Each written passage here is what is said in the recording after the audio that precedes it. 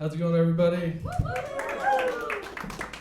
All right, so I think the responsible thing for me to do is just to start by addressing my health condition and kind of why I move the way that I do.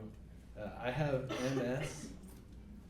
MS is like a pretty mysterious disease. They don't really know what causes it, but they do know it has like nothing to do with your lifestyle choices. It's not contagious. You can't get it like via contact. So like you guys are totally safe to touch me, you know.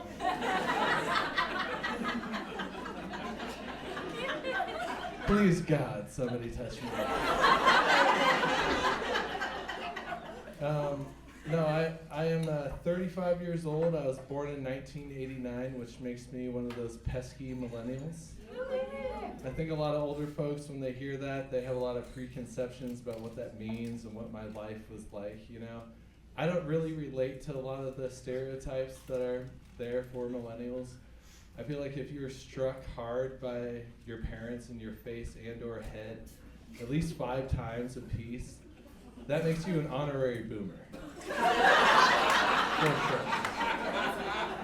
And like, there are some disqualifiers, mainly like if they ever apologize to you, doesn't count. Not like the way that my mom apologized, you know, she'd be like, well, I'm sorry. I guess I'm just a terrible mother. My little brother, he was in therapy. He called my mom out because she took a picture frame off the wall one time and broke it over his head. And he called her out for that, and her answer was, it was plastic. Okay. Apparently it does not count if it's not made of mahogany or something like that. She used to like to say a lot, she'd be like, there's 5 of you and 1 of me. And a lot of people would hear that I have 4 brothers, and they'd be like, your poor mother. You know? And I'm like, no, trust me, she rules with an iron fist. Or an iron spoon, or an iron picture frame. No, my wife heard me writing this joke, and she's like, honey, that doesn't sound like boomer. That just sounds like abuse. And I'm like, potato, potato.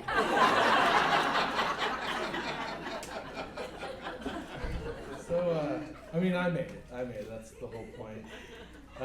No, but when you have MS and you do comedy, people say some kind of weird stuff about you and to you sometimes. I've had a couple comedians say to me, they're like, you kind of walk with like a pimp walk now.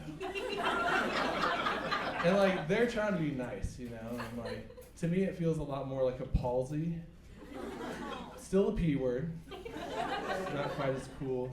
No, but I had another guy recently, he introduced me to an audience by saying, this next comedian walks like he gets pegged by his girlfriend. And I was just like, holy shit, I didn't see it coming. And I know we're comedians, we're always looking for the next joke, but that just seemed blatantly disrespectful to me. She is my wife, not my girlfriend.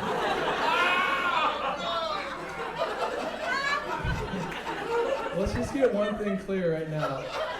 I would never trust anyone back there who doesn't also share a bank account with me. Because she knows that my medical debt is her medical debt.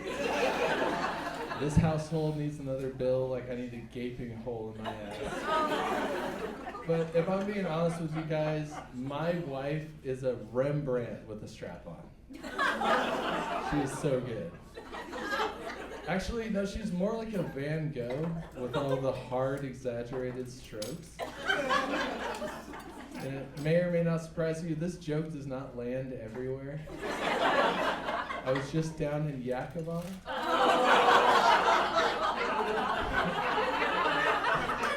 I received a very tepid response. And my wife was like, you know, maybe you should use a more popular artist that people would know, like Picasso. And I'm like, well, that's smart, but a big part of this joke is that you're not rearranging my butthole. I do not want my butthole artfully placed in the center of my left butt cheek once we're done. What was once depicted as a small brown dot is now a thick red line. But the most important part is once we're finished, I just blow a Jackson Pollock all over the bedspread. Everyone's happy. No, so I was diagnosed.